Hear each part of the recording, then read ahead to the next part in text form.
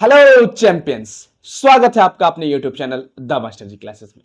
मैं निधिर झा आप सभी का तहे दिल से अभिनंदन करता हूं और करता था और करता रहूंगा। दोस्तों, आज का ये वीडियो हमारे लिए काफी इंपॉर्टेंट रहेगा और इसलिए इंपॉर्टेंट रहेगा बच्चा, क्योंकि यहां से एग्जाम में एक जो क्वेश्चन मैं करवाऊंगा 110% आएगा।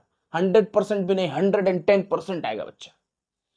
और उसको पढ़ने के लिए हमको एक कचरा की जरूरी नहीं है। हमारे YouTube में क्या है ना कि कचरा भरा पड़ा हुआ है। कचरा भरा पड़ा हुआ मतलब क्या है कि कहीं भी जाकर देखिए तो बड़ा बड़ा थ्योरी लिख दिया है, ये वो दिस। अरे नहीं यार, वो नहीं है।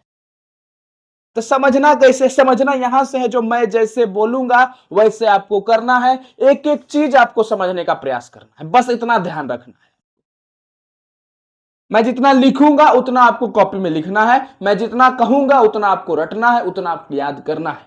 तो चलिए बिना किसी देरी के साथ आज की क्लास को हम लोग शुरू करें और अपना अपना अपना 2 नंबर पक्का करें। चलिए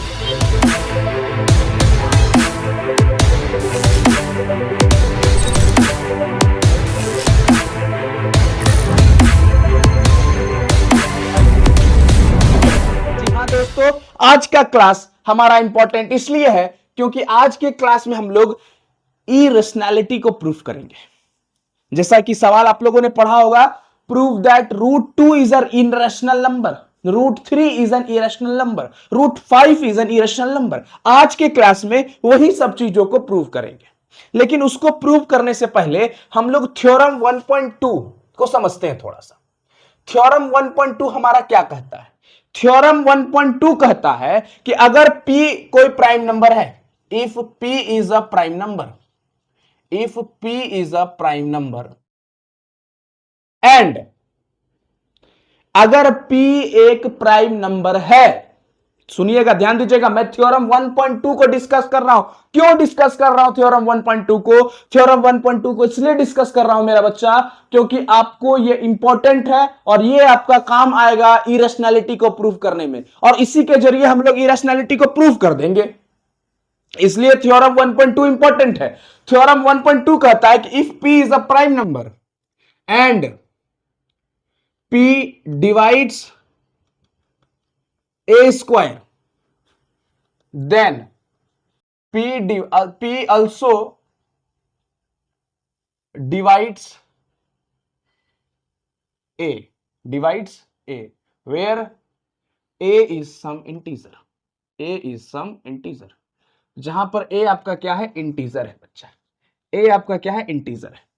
कहता है कि P अगर कोई प्राइम नंबर है, P अगर कोई प्राइम नंबर है और P जो है आपको A स्क्वायर को डिवाइड करता है, P divides A square, then P also divides A को भी डिवाइड करेगा। ये इंपॉर्टेंट लाइन है।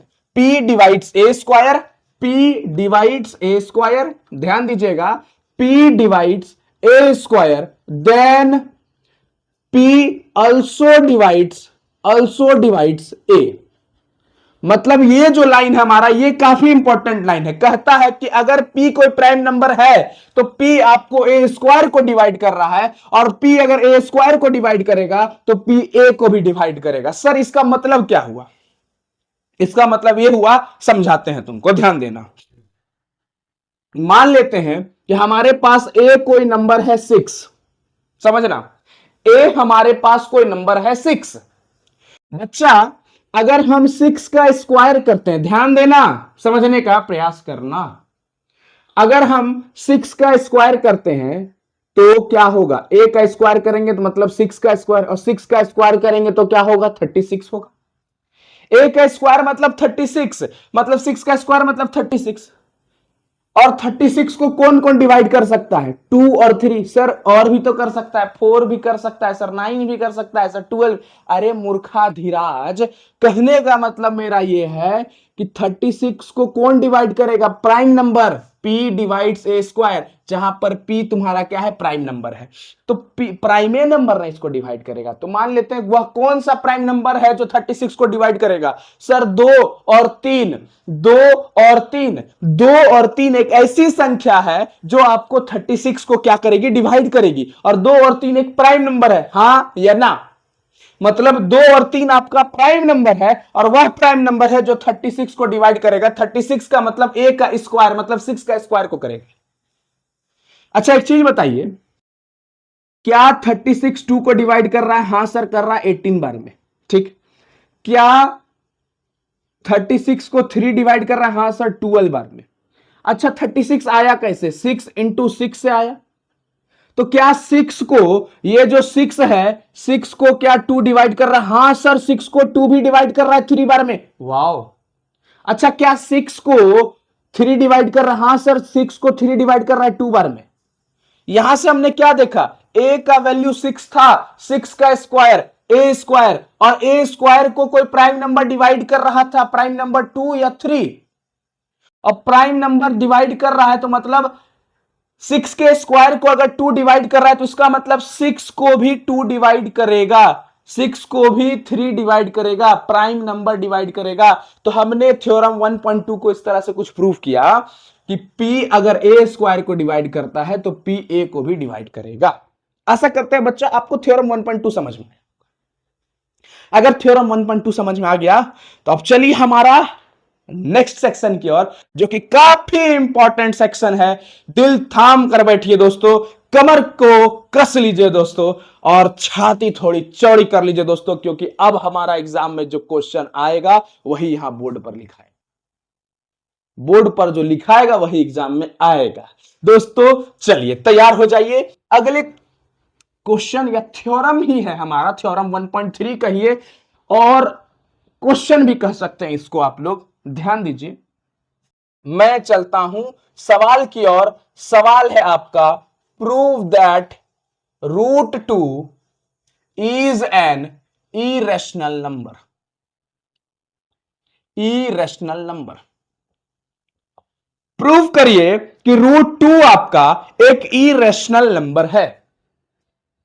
ओ माय गॉड दोस्तों, ये आपको क्या हो गया? Prove that √2 is an irrational number. तो ऊपर वाला शायद कट गया होगा दोस्तों, कोई बात नहीं, मैं उसका फोटो लगा दूंगा थ्योरम का, वो थ्योरम आप लोग देख लीजिएगा। नीचे बाकी बात प्रूवन था, कोई दिक्कत। Prove that √2 is an irrational number. √2 हमको प्रूव करना है कि इरेशनल नंबर है। चलिए हम लोग जो प्रूव करने जा रहे हैं उसको कहते हैं कॉन्ट्राडिक्शन मेथड। क्या कहते हैं बेटा? कॉन्ट्राडिक्शन मेथड कहते हैं सर। कॉन्ट्राडिक्शन मेथड का मतलब क्या होता है मेरे बच्चा? कॉन्ट्राडिक्शन मेथड का मतलब होता है विरोधाभास, विरोध करना अपने बातों को। पहले हम कुछ मानेंगे और अपने ही बातों को गलत ठहरा देंगे। पहले कुछ माने, अपने बातों को गलत ठहरा दिए, और जो सही था वही मान लिए। मतलब अगर कोई चीज इरेशनल है, इसको प्रूव करना है, तो हम पहले इसको क्या मान लेंगे? रैशनल है, और रैशनल मान के उसको गलत ठहरा देंगे कि वो रैशनल नहीं है। और जब वो रैशनल नहीं है तो क्या होगा? इरेशनल होगा। तो इसका मतलब बच्चा क्या हम बोल रहे हैं? कह यह चाह रहे हैं कि हम लोग कॉन्ट्राडिक्शन मेथड को सीखेंगे। चलिए ध्यान दीजिएगा, कॉन्ट्राडिक्शन मेथड कहता है let √2 is an rational number. √2 को क्या मान लिया जाए बच्चा? रैशनल नंबर मान लिया जाए। Let √2 is an rational number. √2 को क्या मान लिया जाए? रैशनल नंबर मान लिया जाए। अगर √2 हमारा रैशनल नंबर है तो it can be expressed in the form of a by b where b is not equal to 0 and such that where a and b are co-prime। a और b क्या होना चाहिए? को-प्राइम होना चाहिए। बच्चा क्या है? √2 को हमने रैशनल नंबर माना। रैशनल नंबर क्या होता है? वह नंबर जिसको हम a by b, p by q, मतलब कोई भी फ्रैक्शन के रूप में निरुक्त कर सकते हैं जहां डिनोमिनेटर आपका 0 के बराबर ना हो। हां या ना? मतलब √2 एक रेशनल नंबर हम लोग मानते हैं जहां पर उसको p/q के फॉर्म में रिप्रेजेंट कर सके, जहां q जो है 0 के बराबर ना हो। तो रेशनल नंबर क्या है? Rational number is a number which can be expressed in the form of p/q where q is not equal to 0। हमने और क्या माना कि ऐसा रूप में हम लोग माने a/b के फॉर्म में जहां पर b जो है 0 के बराबर ना हो, और उस तरह से माना कि a और b जो है आपका क्या हो? को प्राइम हो। को प्राइम का मतलब क्या होता है सर? को प्राइम का बच्चा मतलब होता है जिसका सिर्फ और सिर्फ फैक्टर 1 हो। 1 फैक्टर सिर्फ और सिर्फ 1 हो, वह नंबर जिसका सिर्फ और सिर्फ फैक्टर 1 हो वो को प्राइम है। जैसे आप ले लीजिए 3 और 7, 3 और 7। 3 का फैक्टर क्या होगा? 3 इंटू 1। 3 का प्राइम फैक्टराइजेशन 3 इंटू 1। 7 का क्या होगा? 7 इंटू 1। इसका फैक्टर क्या आया? 1 आया। कॉमन फैक्टर क्या है दोनों में? 1 है। अच्छा 5 और 9 ले लीजिए। 5 और 9 ले लीजिए। 5 इंटू 1, 9 को क्या लिख सकते हैं? 3 इंटू 3 इंटू 1। दोनों में कॉमन क्या है? 1 है। तो इसका मतलब 5 और 9 एक को प्राइम है, हाँ या ना? 3 और 7 एक को प्राइम है, हाँ या ना? तो उसी तरह बच्चा ए और बी को हमने को प्राइम माना जहां पर ए और बी का सिर्फ और सिर्फ फैक्टर क्या होगा? 1 होगा। इसका मतलब such that is a and b having common factor as 1। A और बी का कॉमन फैक्टर क्या होगा? 1 होगा। ए और बी का कॉमन फैक्टर 1 होगा। हमने क्या माना? ए और बी को को प्राइम माना जहां पर ए और बी का कॉमन फैक्टर नूनू क्या होगा? 1 होगा सर। अच्छा ठीक है, आगे चलते हैं। Now √2 is equal to a/b। √2 को हम लोग एक्सप्रेस कर सकते हैं a/b के फॉर्म में, हाँ या ना? Yes sir. Squaring both side we get. हम लोग जब स्क्वायरिंग करेंगे दोनों तरफ तो हमें क्या मिलेगा? √2 का square is equal to a² / b²। और √2 का स्क्वायर, यहां ध्यान देते जाइएगा, आगे बढ़ रहे हैं आप लोग, कॉपी में नीचे लिखते जाइएगा। √2 का स्क्वायर मतलब 2 बराबर a² / b²। और इसको इधर भेजते हैं, इसको इधर भेजे तो क्या आ जाएगा? 2b² बराबर a²। और ध्यान दीजिए आगे नीचे लिखें तो b² बराबर क्या हो जाएगा? a²/2। ये देखिए ध्यान से इसको देखिएगा, ये 2 मल्टीप्लाई में था, इधर भेज दिए डिवाइड में। मल्टीप्लाई में था, इधर भेज दिए डिवाइड में। ध्यान दीजिए यहां पर 2 एक प्राइम नंबर है, हाँ या ना? थ्योरम 1.2 याद करेगा मेरा बेटा, ध्यान देगा। थ्योरम 1.2 क्या कहता है? अगर कोई प्राइम नंबर a² को डिवाइड करता है तो वो a को भी डिवाइड करेगा, हाँ या ना? हाँ या ना? अकॉर्डिंग टू थ्योरम 1.2,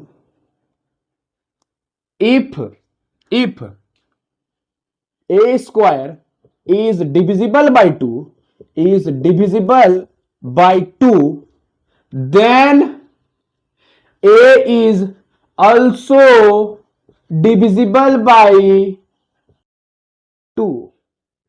ए भी आपका किससे डिविजिबल है? नूनू 2 से। इसका मतलब ध्यान देगा a/2। अगर a, ध्यान देना क्या बोले, थ्योरम 1.2 क्या कहा था? अगर किसी प्राइम नंबर को आप a² से, सॉरी, अगर कोई a² को अगर आप किसी भी प्राइम नंबर से डिवाइड करिएगा, if p is a prime number and it is divided by a², या a² is divided by prime number, then a is also divided by p। मतलब कि अगर कोई भी नंबर को प्राइम नंबर से डिवाइड कर रहे हैं, कोई भी नंबर के स्क्वायर को प्राइम नंबर से डिवाइड कर रहे हैं, तो वह नंबर भी प्राइम नंबर से डिवाइड होगा। इसका मतलब अगर a² 2 से डिवाइडेड है तो a भी 2 से क्या होगा? डिवाइडेड होगा। थ्योरम 1.2 तो यही कहा। इसका मतलब a/2 डिवाइड होकर कुछ ना कुछ वैल्यू आएगा। हम लोग मान लेते हैं c आया, मान लेते हैं कि a/2 क्या आया? c आया। c जहां पर कोई इंटीजर है, c क्या है? c is an integer, c कोई इंटीजर है। a/2 कट के c आया। c जहां पर क्या है, इंटीजर है। अगर यहां से देखें तो a का वैल्यू क्या हो जाएगा, ये 2 डिवाइड में उधर जाके मल्टीप्लाई हो जाएगा, a बराबर 2c आ गया। a बराबर क्या आ गया, 2c आ गया। जल्दी से इसको नोट डाउन करिए, फिर हम लोग आगे बढ़ते हैं, अपने प्रयासों से आगे निकलेंगे और ध्यान देंगे। यहां तक आशा करते हैं आप लोगों को समझ में आ रहा होगा धीरे धीरे। हाँ दोस्तों, अभी हमने क्या लाया, हमने a बराबर 2c लाया, और हमारा पहले से क्या निकला हुआ था, b square is equal to a square by 2। देख लीजिए, आप लोग अपने कॉपी में देख सकते हैं, उसको पहला इक्वेशन दे दीजिए। लिखिए यहां, now putting the value of A in equation 1। Equation 1 में पुट करिए, ए के वैल्यू को इक्वेशन 1 में पुट करते हैं। ए का वैल्यू क्या आया है, 2c आया है, यहां पुट करिए। B square is equal to, A का वैल्यू पुट करते हैं, ए का वैल्यू 2c और ए का वैल्यू ए स्क्वायर है, ए स्क्वायर है, ए का वैल्यू 2c और उसका स्क्वायर, तो उसका स्क्वायर कर दिए बाई 2। ध्यान देते जाना है दोस्तों। बी स्क्वायर बराबर 4c स्क्वायर बाई 2, 2 2 जा 4। क्या आया हमारा, आया दोस्तों बी स्क्वायर बराबर 2c स्क्वायर, और इसको अच्छा से इंप्लीमेंट करके लिखे तो क्या आएगा, b square by 2 is equal to c square. ये देखिए तो ये 2 मल्टीप्लाई में इधर आके डिवाइड में हो जाएगा, तो b square by 2 is equal to c square. अच्छा, इसका मतलब यहां देखिए 2 एक प्राइम नंबर है, उस बी को डिवाइड कर रहा है। 2 एक प्राइम नंबर है जो कि बी स्क्वायर को डिवाइड कर रहा है। थ्योरम 1.2, थ्योरम 1.2 बच्चा क्या कहा था, अगर कोई भी ए स्क्वायर है उसको कोई प्राइम नंबर डिवाइड कर रहा है तो ए को भी डिवाइड करेगा। If a square is divided by p, then it is also a is also divided by p। a square p से डिवाइडेड है तो a भी तुम्हारा p से डिवाइडेड होगा। तो since if b square is divisible by 2, then b is also divisible by 2। B भी आपका किससे डिविजिबल होगा, 2 से। बी भी आपका किससे डिविजिबल होगा, 2 से। Such that b by 2 cut के मान लेते हैं कुछ पी आया, where p is an integer, p को क्या मान लेते हैं, इंटीजर है। ए बाई 2 कट के क्या आया, सी आया था, ए बाई 2 कट के सी आया, तो बी बाई 2 कट के क्या आ जाएगा, पी आ जाएगा। तो b का वैल्यू यहां से क्या आ गया, 2 डिवाइड में उधर जाके मल्टीप्लाई हो गया, 2p। b का वैल्यू क्या आ गया, 2p। Now arranging a and b as prime factor, as prime factorisation या एज प्राइम फैक्टर। ध्यान दीजिए, a is equal to 2c और b is equal to 2p।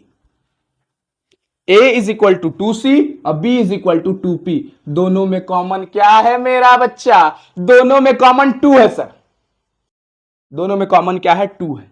तो यहां पर कॉमन क्या आया, यहां पर कॉमन आया 2। हमने तो माना था a बाई बी को को प्राइम, जहां पर उसका कॉमन आता 1, लेकिन इसका तो क्या आया, इसका तो आया 2। तो इसका मतलब ये को प्राइम नहीं है। अगर ये को प्राइम नहीं है तो हमारा कॉन्ट्राडिक्शन गलत था मानना कि ये रैशनल नंबर है, हाँ या ना, जी सर। तो इसका मतलब आवर assumption is wrong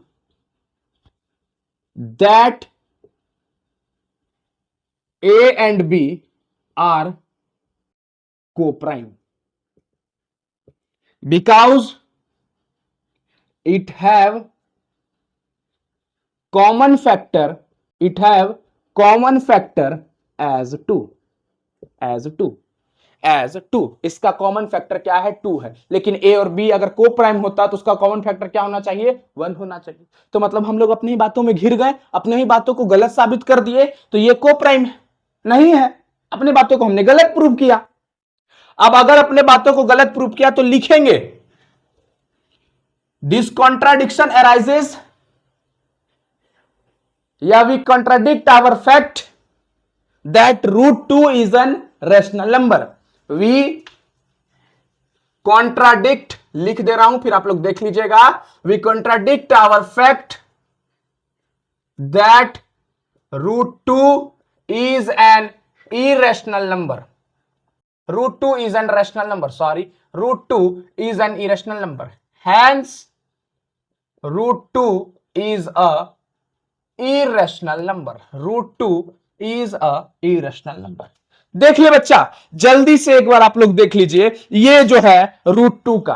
अब अगर √2 यहां पर है तो मैं यहां पर √3 भी दे सकता हूं, मैं यहां पर √3 भी दे सकता हूं, मैं यहां पर √5 भी दे सकता हूं। √2, √3, √5 आप कुछ भी दे सकते हैं बच्चा। बस यही करना है कि जहां जहां √2 था, यहां जहां 2 था वहां 5 होगा, जहां जहां 2 था वहां 3 होगा। बस यही बात है, कुछ नहीं है। बस √2 को समझना है, बढ़िया से समझना है और कुछ नहीं करना है। बस सिर्फ यही, सबसे बड़ा बात यही है कि आपको ए और बी को जो है को प्राइम नहीं, मतलब मानना है, लेकिन फिर उसको गलत साबित करना है।